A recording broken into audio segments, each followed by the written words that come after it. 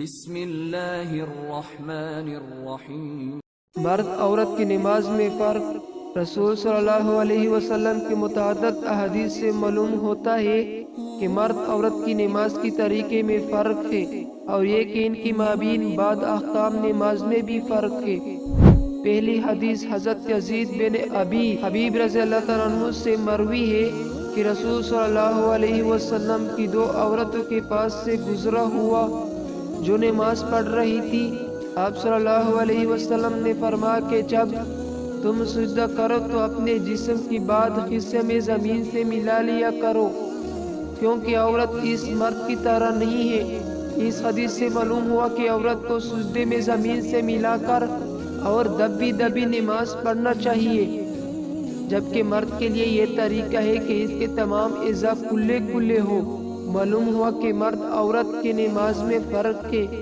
یہ روایت صحابی کے وسط مذکورانہ ہونے کی وجہ سے مرسل ہے، اور مرسل حدیث جمہور علماء و ائمہ کی نزدیک مقبول ہے۔ دوسری حدیث حضرت عبداللہ بن عمر رضی اللہ تعالیٰ عنہ رسول صلی اللہ علیہ وسلم روایت کرتے کہ آپ صلی اللہ علیہ وسلم نے فرمایا کہ جب عورت نماز میں بیٹھے تو اپنی ایک رن دوسری رن پر رکھے، اور جب سجدہ کرے تو پیٹ کے رنوں سے ملا لیا کرے، اس طرح کہ زیادہ سے زیادہ پردہ ہو جائے، کیونکہ اللہ تعالیٰ اس کو دیکھتا ہے اور فرماتا ہے کہ اے میرے فرشتوں، تم گواہ ہو کہ میں نے اس عورت کو بخش دیا۔ اس میں عورت کے سجدے اور جلسے کا طریقہ بیان کیا گیا ہے کہ سجدے میں رنوں کو پیٹ سے ملا کر رکھنا چاہیے، اور اس کے تائید گزشتہ حدیث سے بھی ہوتی ہے کہ اس میں بھی سجدے میں زمین سے ملنے رہنے کا حکم دیا ہے، اور جلسے میں رنوں کا ایک دوسرے سے ملا کر اس طرح رکھنے کا حکم ہے کہ ایک رن دوسری رن پر ہو۔ حدیث سے یہ بھی معلوم ہوا کہ مرد کے لیے طریقہ نہیں ہے، لہٰذا یہ پتہ چلا کہ مرد عورت کی نماز میں فرق ہے۔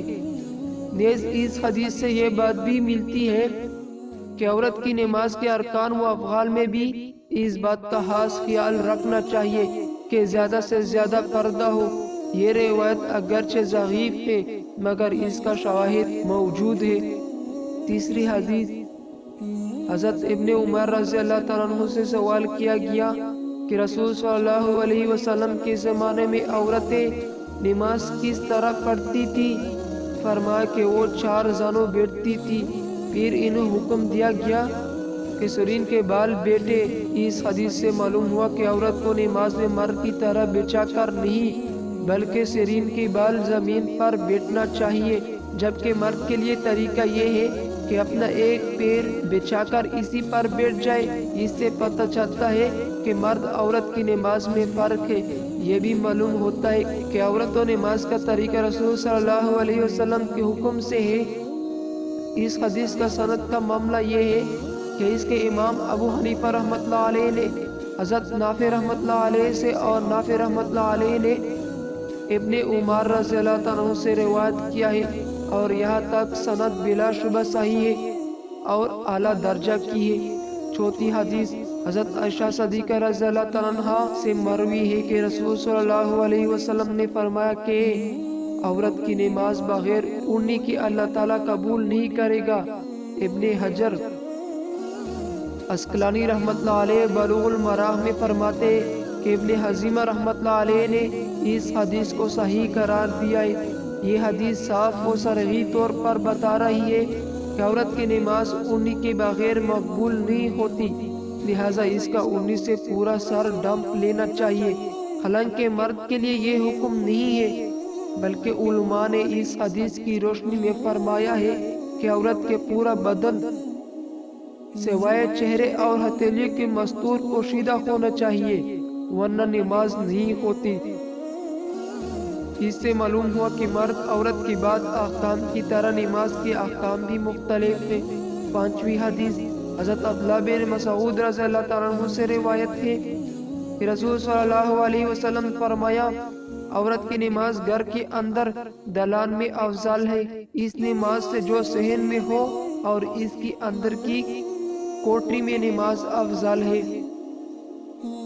اس نماز سے جو دالان میں ہو اس حدیث میں بتایا گیا کہ عورت کے لیے گھر میں نماز پڑھنا بہتر ہے، اور گھر میں بھی جو حصہ جتنا اندر اور مستور ہو اس کے لیے افضل ہے، جبکہ یہ بھی معلوم ہوا کہ مرد کے لیے فرائض کی ادائیگی مسجد میں افضل ہے۔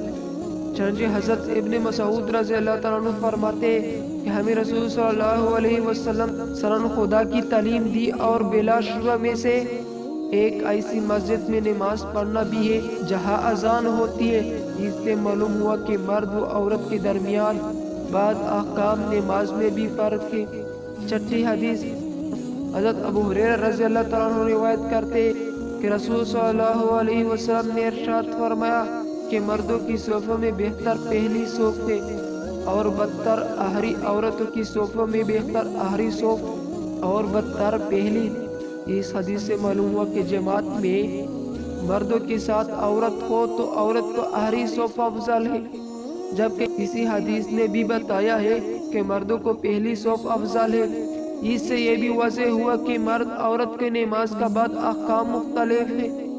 ساتویں حدیث، حضرت ابو ہریرہ رضی اللہ تعالیٰ عنہ اور حضرت سہیل بن سعد رضی اللہ تعالیٰ عنہ سے مروی ہے کہ رسول صلی اللہ علیہ وسلم نے فرمایا کہ تسبیح یعنی سبحان اللہ کہنا مردوں کے لیے ہے، اور تصفیق تالی بجانا عورتوں کے لیے ہے۔ اس حدیث کا مطلب یہ ہے اگر امام سے بھول ہو جائے اور اس کو بتانے کی ضرورت ہو، یا کوئی آنے والے دروازے پر دستک دے رہا ہو اور اس کا یہ بتانا ہو کہ میں نماز میں مشغول ہوں، تو مرد سبحان اللہ کہے اور عورت تالی بجائے، یہی سنت ہے۔